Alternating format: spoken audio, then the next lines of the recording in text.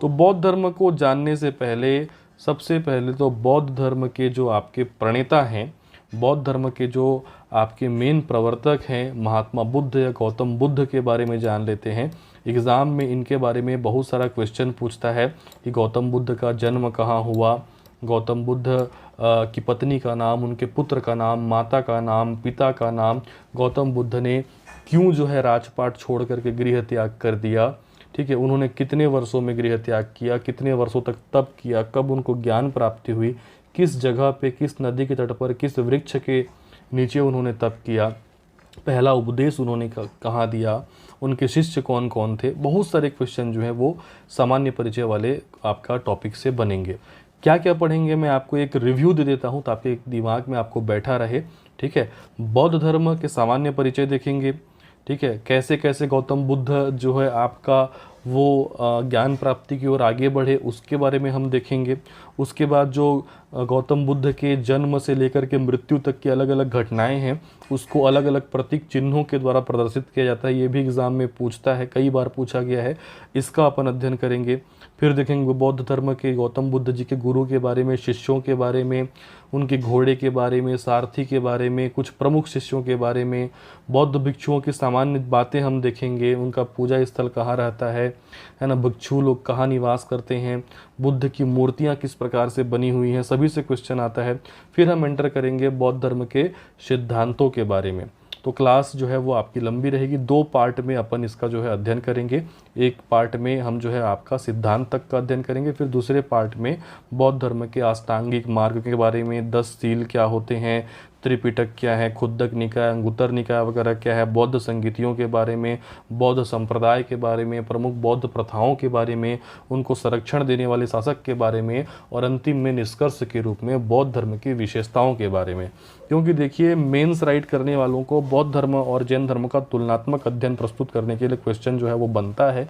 साथ ही साथ इसका तुलनात्मक दृष्टि से अध्ययन करना है कि लगभग एक समय में जो है दोनों धर्म आए थे कुछ वर्षों के फर्क में, तो दोनों में तुलना जो है वो ज़रूर पूछी जाती है। तो चलिए बिना देरी किए हम बढ़ते हैं महात्मा बुद्ध के जन्म की ओर। तो महात्मा बुद्ध के बारे में अगर देखा जाए तो सबसे पहले तो गौतम बुद्ध का आप जन्म याद रखना। गौतम बुद्ध का जन्म 563 ईसा पूर्व में हुआ था। मैं लिखते जाता हूँ, आप स्क्रीन पर फोकस करिएगा। गौतम बुद्ध का जन्म हुआ था 563 ईसा पूर्व, है ना, 6वीं सदी ईसा पूर्व भी बोल सकते हैं इसको। कहाँ हुआ था? तो कपिलवस्तु गणराज्य, गणराज्य का नाम क्या है? कपिलवस्तु। कपिलवस्तु गणराज्य के अंतर्गत लुम्बिनी नामक स्थान पे, है ना, कपिलवस्तु गणराज्य के अंतर्गत लुम्बिनी नामक स्थान में। और ये लुम्बिनी नामक जो स्थान है ये वर्तमान में नेपाल की तराई जो प्रदेश है यहाँ पे पड़ता है।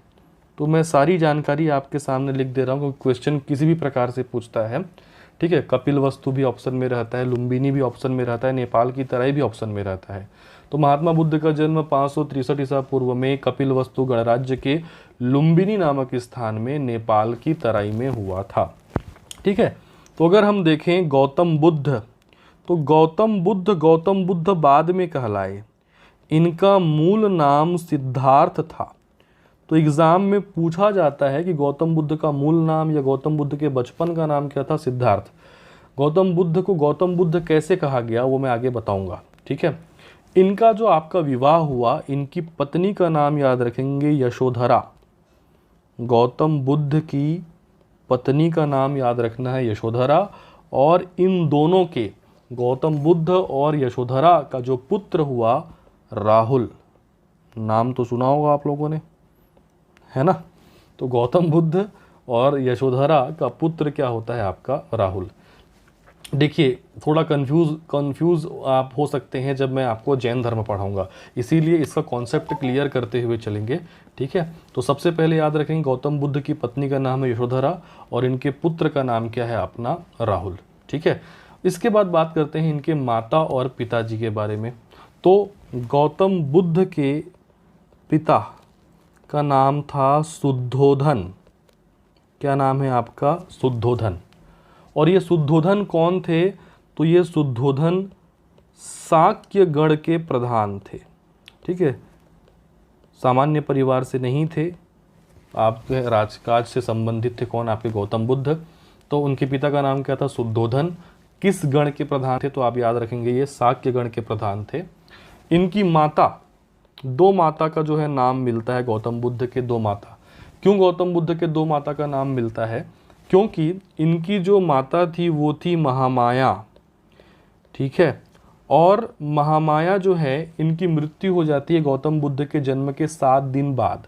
ठीक है, तो मैं ब्रैकेट में लिख देता हूँ, जन्म के 7 दिवस बाद इनकी क्या हो जाती है? मृत्यु। ठीक है, फिर जो इनकी मौसी रहती हैं ये इनका पालन पोषण करती हैं। तो आपको मौसी माता के रूप में याद रखना है प्रजापति गौतमी। क्या नाम याद रखेंगे बेटा? प्रजापति गौतमी, जो इनका पालन पोषण करने वाली माता हैं। जन्म देने वाली माता कौन है? महामाया। और पालन पोषण करने वाली माता कौन है? प्रजापति गौतमी। तो ऑप्शन में जैसा रहेगा उस हिसाब से आप जो है वो टिक करना। ठीक है, और महामाया भी पूछ सकता है कि जो महामाया है ये कोलीय गण की राजकुमारी थी। मैं ब्रैकेट में लिख दे रहा हूँ, इनका गण कौन सा था? कोलीय गण की राजकुमारी। पिता जो है वो शाक्य गण के प्रधान थे, शाक्य गण के राजा थे, और माता जो है वो कोलीय गण की राजकुमारी थी। तो एक बार मैं आपको बता दूं, महात्मा बुद्ध का जन्म जो है वो 563 ईसा पूर्व में कपिलवस्तु गणराज्य के लुम्बिनी नामक स्थान में हुआ, जो वर्तमान में नेपाल की तराई में है। इनका विवाह यशोधरा के साथ हुआ। पुत्र का नाम याद रखेंगे राहुल, पिता का नाम याद रखेंगे शुद्धोधन, माता का नाम याद रखेंगे महामाया जिन्होंने जन्म दिया, और पालन पोषण करने वाली माता का नाम याद रखेंगे प्रजापति गौतमी। है ना, पिता शुद्धोधन शाक्य गण के मुखिया थे और माता जो है वो कोलीय गण की राजकुमारी थी। क्लियर है? अब देखिए महात्मा बुद्ध के बारे में जानते हैं कि महात्मा बुद्ध ने क्यों राजकाज छोड़ करके सन्यासी जीवन जो है या सन्यास लेने का जो है आपका निर्णय लिया, या फिर आध्यात्म की ओर गए, नए जो आपका असत्य है उसकी खोज में गए। उसका रीज़न जो है ये है कि महात्मा बुद्ध के बारे में ये कहा जाता है कि महात्मा बुद्ध अपने राज्य में जो है वो भ्रमण में निकले थे। तो भ्रमण के दौरान, भ्रमण करते हुए दौरान उन्हें आपको 4 दृश्य ने उनको विचलित कर दिया, जिसके चलते उन्होंने संन्यास लेने का सोचा। कौन कौन से 4 दृश्य? सबसे पहले उन्होंने देखा वृद्ध व्यक्ति को। ठीक है, वृद्ध व्यक्ति को देख करके उनके ख्याल में आया कि ये जीवन की वास्तविकता है, एक न एक दिन व्यक्ति को बूढ़ा होना है, उसका शरीर शिथिल होना है, जर्जर होना है। फिर उन्होंने देखा बीमार व्यक्ति को। ठीक है, कि बीमार व्यक्ति किस प्रकार से तड़प रहा है, उसके शरीर में कुछ न कुछ व्याधि है जिसके चलते। फिर उसके बाद देखा उन्होंने तीसरा दृश्य मृत व्यक्ति, जीवन की अंतिम सच्चाई कि मृत्यु जो है वो सभी को आनी है। ठीक है, तो वृद्ध व्यक्ति जो है वो आपका दुखी दिखाई दिया, बीमार व्यक्ति दुखी दिखाई दिया, मृत व्यक्ति तो मर चुका है। चौथा उन्होंने दृश्य देखा सन्यासी जिसके चेहरे पर मुस्कान थी, हंसते हुए देखा किसको? सन्यासी को। यही देख करके उन्होंने सन्यास लेने का जो है वो आपका निर्णय लिया, और 29 वर्ष की आयु में, 29 ईयर के एज में उन्होंने गृह त्याग कर दिया और ज्ञान प्राप्ति की खोज में निकल गए। बिहार में वर्तमान जो आपका बोध गया है, उसी बोध गया में निरंजना नदी के तट पर पीपल वृक्ष के नीचे 6 वर्ष उन्होंने तप किया। जगहों को पूछता है, अभी मैं लिख लिख के आपको बताऊंगा। ठीक है, तो 29 वर्ष की आयु में उन्होंने घर छोड़ा था और 6 वर्ष उन्होंने तप किया। 29 और 6 मिलाएंगे तो हो जाएगा 35। 35 साल की आयु में उनको ज्ञान प्राप्ति हुई। ज्ञान प्राप्ति के बाद जो सिद्धार्थ हैं हमारे, वो कहलाए तथागत या वो कहलाए बुद्ध। पहले वे सिद्धार्थ ही कहलाते थे, ज्ञान प्राप्ति के बाद उनको तथागत या बुद्ध कहा गया। चूंकि उनका गोत्र गौतम था इसीलिए नाम हो गया गौतम बुद्ध। क्लियर है? ठीक है, तो इन जानकारियों को मैं आपको एक बार लिख के बता देता हूं ताकि आपके दिमाग में अच्छे से बैठ जाए। ठीक है, एग्जाम में ये सारी जानकारी पूछी जाती है। गौतम बुद्ध ने घूमते हुए कौन कौन सा दृश्य देखा? पहले आपको याद रखना है वृद्ध व्यक्ति, एक आपको याद रखना है क्या? बीमार व्यक्ति, एक आपको याद रखना है क्या? मृत व्यक्ति, और चौथा याद रखना है क्या, सन्यासी। इन्हीं को देख करके इन्होंने सन्यास लेने का सोचा, गृह त्याग किया। गृह त्याग याद रखोगे किस, कब, 29 वर्ष की आयु में। ठीक है, सन्यासी को हंसते हुए देखा, ये मैं लिख दे रहा हूँ ब्रैकेट में, और इन्हें इन चारों दृश्यों को देखकर सन्यास के बारे में सोचा। गृह त्याग किया कब, 29 वर्ष की आयु में। ज्ञान प्राप्ति के बारे में बात करें तो ज्ञान प्राप्ति कहाँ हुई, बोध गया, बिहार ना, बोध गया के पास। ये देखो मैं चित्र के माध्यम से एक बार बता देता हूँ। ठीक है, ये गौतम बुद्ध का चित्र आप देख पा रहे होंगे। पत्तियों से समझ गए होंगे ये वृक्ष किसका वृक्ष है, पीपल का वृक्ष है। याद हो गया। यहाँ पे नदी जो बह रही है बेटा, नदी कौन सा याद रखोगे, निरंजना नदी। तो निरंजना नदी के तट पर पीपल वृक्ष के नीचे 29 वर्ष से लेकर के 6 साल जोड़ोगे, 6 साल इन्होंने तप किया, और इनको ज्ञान प्राप्ति होती है 35 वर्ष की आयु में। तो लिख के आपको बता दे रहा हूँ मैं। बोध गया के पास, नदी याद रख लेंगे, निरंजना नदी के तट पर पीपल वृक्ष के नीचे, है ना, पीपल वृक्ष के नीचे 6 वर्ष की तप के बाद ज्ञान प्राप्ति हुई इनको। फिर मैंने बताया कि ज्ञान प्राप्ति के बाद क्या कहलाए ये, तथागत, या क्या कहलाए, बुद्ध कहलाए। क्लियर है बेटा। ठीक है, और मैंने कहा गोत्र इनका क्या था, गौतम था, अतः गौतम बुद्ध कहलाए। ठीक है, अब क्या पूछेगा आपको एग्जाम में, अब पूछेगा ज्ञान प्राप्ति के बाद उन्होंने अपना पहला उपदेश कहाँ दिया।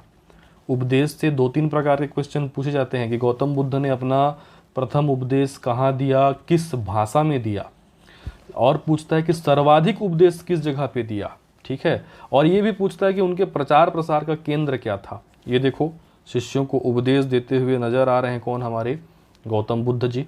ठीक है, तो बात करें कि इन्होंने अपना प्रथम उपदेश कहाँ दिया, तो आप याद रखेंगे इन्होंने अपना प्रथम उपदेश दिया था सारनाथ में। तो मैं लिख देता हूँ, प्रथम उपदेश दिया सारनाथ में। सारनाथ को देखो ऋषिपत्तन भी कहा जाता है ना, ऑप्शन में ऐसा भी रह सकता है, या सारनाथ को मृगदाव भी कहा जाता है, तीनों सही है। पहला उपदेश सारनाथ, ऋषिपत्तन या मृगदाव में इन्होंने दिया। भाषा पूछी जाती है, किस भाषा में दिया, पाली भाषा, पाली भाषा में। क्लियर है।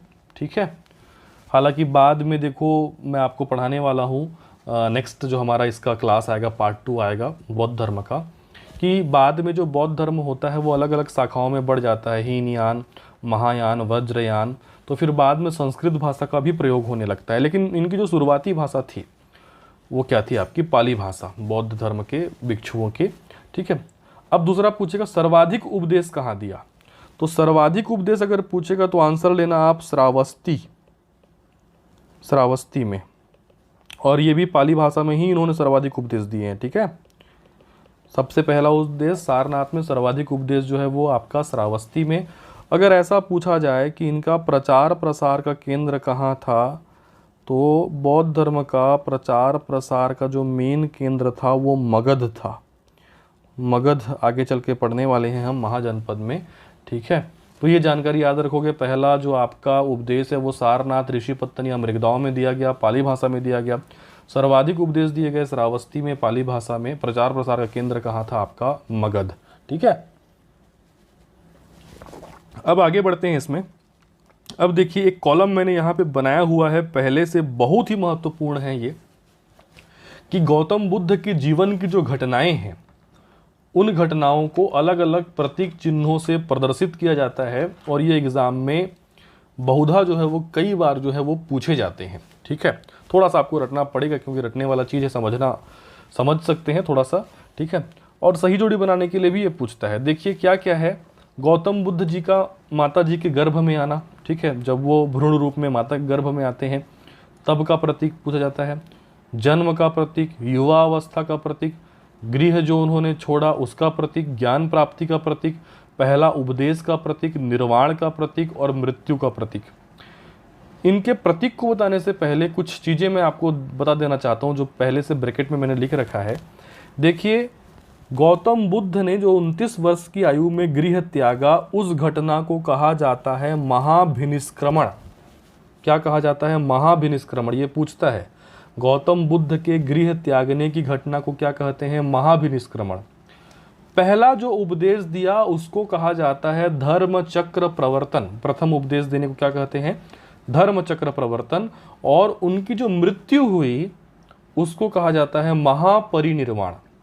गौतम बुद्ध की मृत्यु को क्या कहा जाता है? महापरिनिर्वाण। ठीक है, तो याद रहेंगे, महाभिनिष्क्रमण का मतलब होता है गृह त्याग, धर्म चक्र प्रवर्तन मतलब प्रथम उपदेश, महापरिनिर्वाण मतलब प्रदर्शित करता है किसको? मृत्यु को। अब मैं बताता हूँ ये सारी घटनाओं के प्रतीक चिन्हों के बारे में। तो माता के गर्भ में आना, इसका प्रतीक है हाथी। माता के गर्भ में आना प्रतीक क्या है? हाथी। जन्म का प्रतीक है कमल और युवा अवस्था का प्रतीक है सांड। ठीक है, माता के गर्भ में आना प्रतीक हो गया हाथी, जन्म का प्रतीक है कमल और युवा अवस्था का प्रतीक क्या है? सांड। ठीक है, गृह त्याग, गृह त्याग का प्रतीक या महाभिनिष्क्रमण का प्रतीक है घोड़ा। ज्ञान प्राप्ति का प्रतीक माना जाता है बोधि वृक्ष को। बोधि वृक्ष किसको कहते हैं? वही जो आपका पीपल वृक्ष है ना, उसी को। ठीक है, ज्ञान प्राप्ति का प्रतीक क्या है? आपका बोधि वृक्ष। प्रथम जो उपदेश है धर्म चक्र प्रवर्तन का प्रतीक है चक्र। निर्वाण, निर्वाण कहने का मतलब होता है आपका मोक्ष की प्राप्ति। निर्वाण का प्रतीक माना जाता है पद चिन्ह। और अंतिम में है मृत्यु, जिसको महापरिनिर्वाण कहा गया है। इसके प्रतीक चिन्ह है बौद्ध स्तूप। बौद्ध स्तूप क्या होते हैं मैं बताऊंगा जब मौर्य काल पढ़ाऊंगा, अशोक के काल में आपको बताऊंगा। ठीक है, फिलहाल तो याद रखना बौद्ध स्तूप ये प्रतीक है क्या? आपका मृत्यु या महापरिनिर्वाण का। कई बार पूछा गया। हाथी किसका प्रतीक है? माता के गर्भ में आना, है ना। कमल जन्म का प्रतीक है। सांड जो है वो युवा अवस्था का प्रतीक है। गृह त्याग का प्रतीक है घोड़ा। गृह त्याग को महाभिनिष्क्रमण भी कहा जाता है। बोधि वृक्ष या पीपल वृक्ष किसका प्रतीक है बेटा? तो ज्ञान प्राप्ति का चक्र अर्थात प्रथम उपदेश, जिसको धर्म चक्र प्रवर्तन भी कहा जाता है। निर्वाण का प्रतीक है पद चिन्ह। मृत्यु या महापरिनिर्वाण का प्रतीक है स्तूप। आगे बढ़ते हैं, चलिए। अब देखिए, गौतम बुद्ध के गुरु के बारे में, इनके शिष्यों के बारे में भी जो है वो आपका स्टेट पीएससी वगैरह एग्ज़ाम में बहुत बार जो है वो क्वेश्चन पूछा गया है। हालांकि गौतम बुद्ध के 2-3 गुरुओं का नाम मिलता है, लेकिन एक नाम लेना है जो गौतम बुद्ध के प्रथम गुरु थे, उनका नाम याद रखना है आलार कलाम। गौतम बुद्ध के गुरु का नाम, प्रथम गुरु का नाम क्या याद रखोगे? आलार कलाम। ये सांख्य दर्शन के जो है आपके मानने वाले थे। ठीक है, तो सांख्य दर्शन संबंधित थे वो। उन्हीं से गौतम बुद्ध ने जो है आपका शिक्षा दीक्षा ग्रहण की थी। तो गुरु के रूप में इनका नाम याद रखोगे आलार कलाम। शिष्य गौतम बुद्ध के बहुत सारे हैं। ठीक है, मैं प्रमुख शिष्यों के बारे में बताऊंगा आपको और कुछ विशेष शिष्यों के बारे में जिनसे क्वेश्चन बनता है। तो सबसे पहले शिष्य में तो मैं प्रिय शिष्य की बात करता हूँ। गौतम बुद्ध का प्रिय शिष्य था आनंद। ब्रैकेट में लिख देता हूँ मैं प्रिय शिष्य। ठीक है, ये चीज़ जुड़ता है छत्तीसगढ़ के इतिहास से भी। जब आप छत्तीसगढ़ का इतिहास वाला पोर्शन पढ़ेंगे तो मैं उसमें पढ़ाया हूँ आपको कि सिरपुर में गौतम बुद्ध के प्रिय शिष्य आनंद के द्वारा आनंद प्रभु कुटी विहार, या उसी को कहा जाता है स्वास्तिक विहार, का निर्माण किया गया है। विहार मतलब बौद्ध भिक्षुओं का जो आपका रहने का स्थान होता है उसको मठ या विहार कहते हैं, और जो पूजा स्थान होता है उसको चैत्य कहा जाता है। अभी बताने वाला हूँ उसके बारे में मैं। ठीक है, आनंद के बारे में आपको कुछ बातें जो है वो याद रखनी है। आनंद के कहने, पहले देखो, पहले बौद्ध धर्म में महिला सदस्यों का प्रवेश निषिद्ध था, लेकिन गौतम बुद्ध के प्रिय शिष्य आनंद के कहने पर ही गौतम बुद्ध ने संघ में महिलाओं की अनुमति चालू कर दी और पहली महिला सदस्य बनी स्वयं उनकी माता प्रजापति गौतमी। तो ये चीज़ एग्ज़ाम में पूछा जाता है बेटा, इस चीज़ को याद रखना। मैं लिख के आपको थोड़ा इसको समझा देता हूँ कि आनंद के कहने पर ही संघ में महिलाओं के प्रवेश की अनुमति मिली। क्लियर है? ठीक है। उसके बाद प्रथम महिला भिक्षुणी याद रख लो। प्रथम महिला भिक्षुणी, बौद्ध धर्म के अनुयायियों को भिक्षु, बौद्ध भिक्षु जो है वो आपको कहा जाता है। ठीक है। तो प्रथम महिला जो भिक्षुणी हैं ये बनी माता प्रजापति गौतमी, जो उनकी लालन पालन करने वाली माता थी। क्लियर है? और भी बहुत सारे शिष्यों के बारे में जो है याद रखना है। ठीक है। तो कुछ शिष्यों के नाम मैं बता रहा हूं, जैसे इनके शिष्य याद रखोगे सारीपुत्त, महामोगलायन, इनका नाम आगे आएगा जब हम इतिहास को आगे और पढ़ते जाएंगे। महामोगलायन का नाम याद रखना, सारीपुत्त का नाम याद रखोगे, है ना। उपाली का नाम जो है आप याद रख सकते हो। ठीक है। आनंद का नाम तो मैंने बता दिया। सुनीति जो है इसकी शिष्या के रूप में याद रख सकते हैं। अनिरुद्ध का नाम जो है आप याद रख सकते हैं। तो सारीपुत्त हो गया, महामोगलायन हो गया, उपाली हो गए, सुनीति हो गए, अनिरुद्ध हो गए। इसमें दो लोगों का नाम मैंने अलग से लिखा हुआ है, देवदत्त और महाकश्यप। महाकश्यप कई जगह महाकश्यप भी मिलता है, कश्यप। तो महाकश्यप बोलो या महाकश्यप बोलो एक ही बात है। अब देवदत्त और महाकश्यप जो है ये क्या खास शिष्य हैं, इन शिष्यों में क्या खासियत है? देवदत्त के बारे में आपको याद रखना है कि देवदत्त जो है महात्मा बुद्ध के समय में ही संघ का प्रमुख बनना चाहता था। इसीलिए देवदत्त के बारे में एग्जाम में क्वेश्चन पूछा जाता है कि निम्न में से कौन सा शिष्य महात्मा बुद्ध के समय में ही संघ का हेड बनना चाहता था? तो वो कौन है? आपका देवदत्त। महाकश्यप भी उनके प्रिय शिष्य कहे जा सकते हैं। हालांकि प्रिय शिष्य में नाम आता है आनंद का, लेकिन महाकश्यप की खासियत यह है कि महाकश्यप को गौतम बुद्ध अपने बराबर ही दर्जा देते थे और महाकश्यप एकमात्र शिष्य कहे जाते हैं जिनसे गौतम बुद्ध अपने वस्त्रों का आदान प्रदान किया करते थे। ठीक है। इसीलिए महाकश्यप को भी आपको याद रखना है। तो देवदत्त के बारे में मैं आपको लिख देता हूं। ठीक है। देवदत्त के बारे में याद रखना है कि ये बुद्ध के समय में ही संघ का प्रमुख होना चाहता था। क्लियर है? महाकश्यप, तो महाकश्यप एकमात्र शिष्य जिससे गौतम बुद्ध ने अपने वस्त्रों का क्या करते थे? आदान प्रदान। क्लियर है?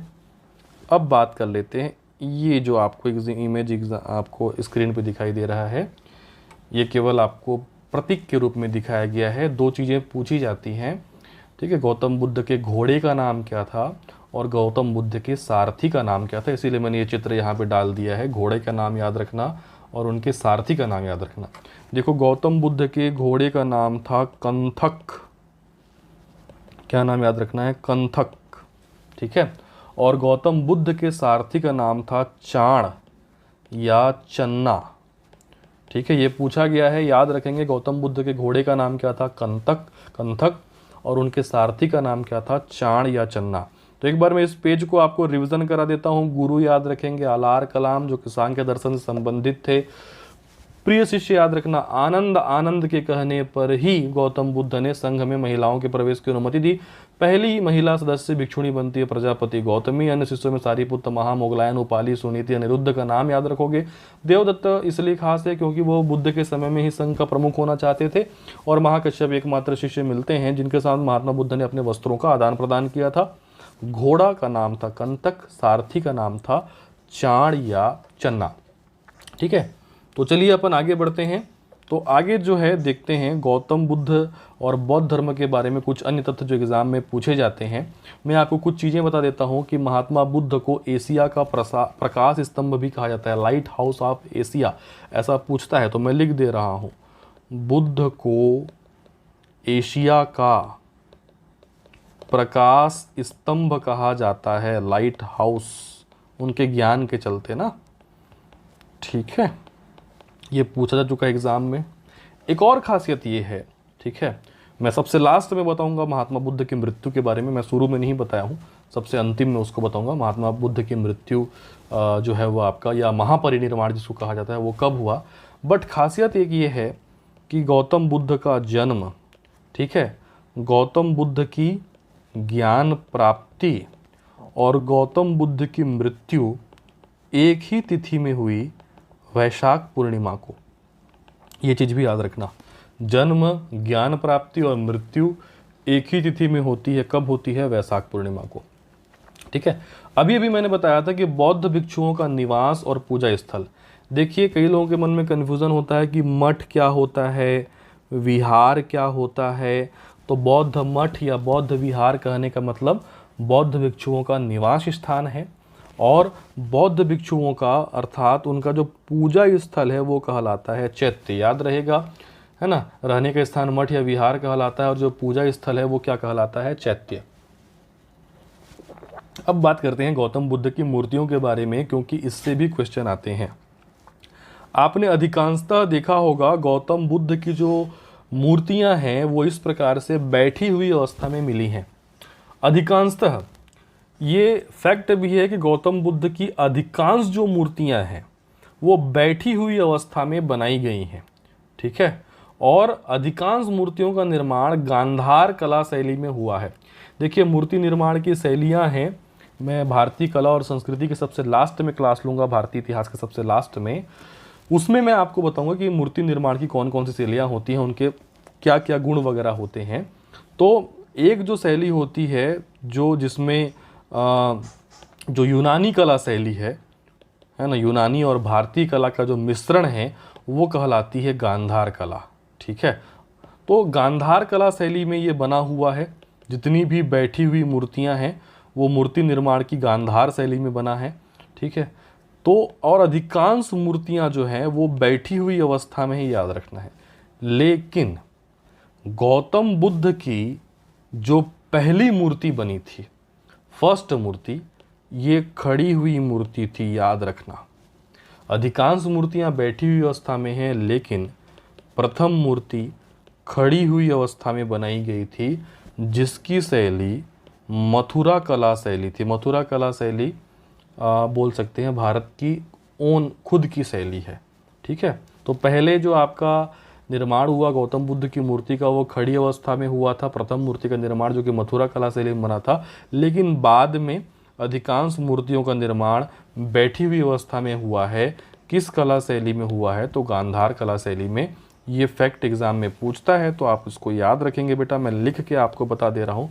बुद्ध की मूर्तियों के बारे में आप 2 लाइन में याद रखोगे। पहला लाइन क्या याद रखोगे कि अधिकांश मूर्तियों का निर्माण, ठीक है, गांधार कला शैली में हुआ है। कैसी हैं ये? बैठी हुई हैं। लेकिन, है ना, लेकिन प्रथम मूर्ति का निर्माण मथुरा कला शैली में हुआ है, ठीक है। प्रथम मूर्ति का निर्माण किस कला शैली में हुआ है? मथुरा कला शैली में। और ये कैसी? खड़ी हुई थी, ठीक है। तो ये हो गया गौतम बुद्ध की मूर्तियों के बारे में। तो आई होप आपको गौतम बुद्ध और बौद्ध धर्म के बारे में एक जो आपका अच्छा खासा परिचय है वो मिल गया होगा। बहुत सारे क्वेश्चन यहाँ से बनेंगे।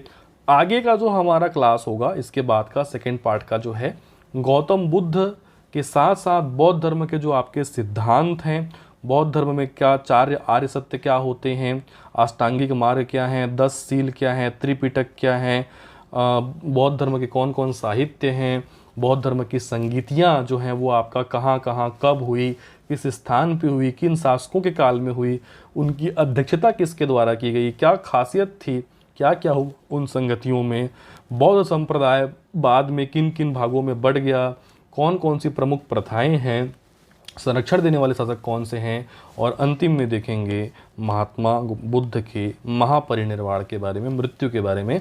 तो मिलते हैं अगली क्लास में। धन्यवाद, थैंक यू।